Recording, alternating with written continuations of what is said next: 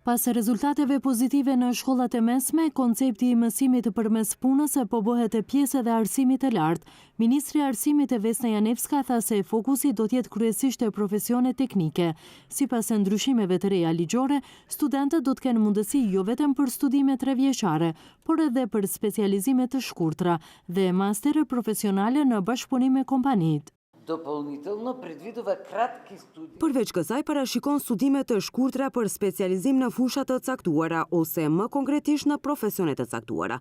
Komuniteti i biznesit e kërkon këtë duke mësuar nga rezultatet e shkëlqyera që ofrojnë arsimi i 2 fisht dhe të nxënit përmes punës dhe me kërkesë të fakulteteve të caktuara ne kemi vendosur për këtë, i cili ekziston në Bashkimin Evropian dhe që nuk ishte i disponueshëm në vendin tonë. Presim që t'jap rezultate të shkëlqyera. Përfaqësuesit e biznesit e vlerësojnë se benefitet janë të shumta nga arsimi dual, ndërsa kërkojnë rritjen e paraleleve në këto drejtime dhe uljen e atyre në gjimnaz. Menjëherë mund të shihen dallimet në cilësi nga të punësuarit e rinj, pavarësisht nëse janë pjesë e praktikës ose arsimi dual. Në bashkëpunim me Ministrinë e Arsimit të ulet numri nxënësve të regjistruar në paralelet e gjimnazit dhe të rritet numri nxënësve të regjistruar në drejtimet profesionale.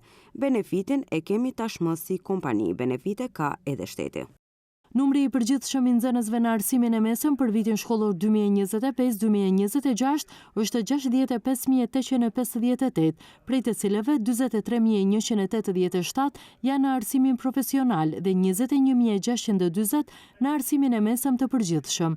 Deri më tani rreth 700 kompani kanë nënshkruar memorandume bashkëpunimi me shkollat e mesme profesionale, përkatësisht ato paraqiten si punëdhënës, ku zbatohet arsimi dhe trajnimi praktik.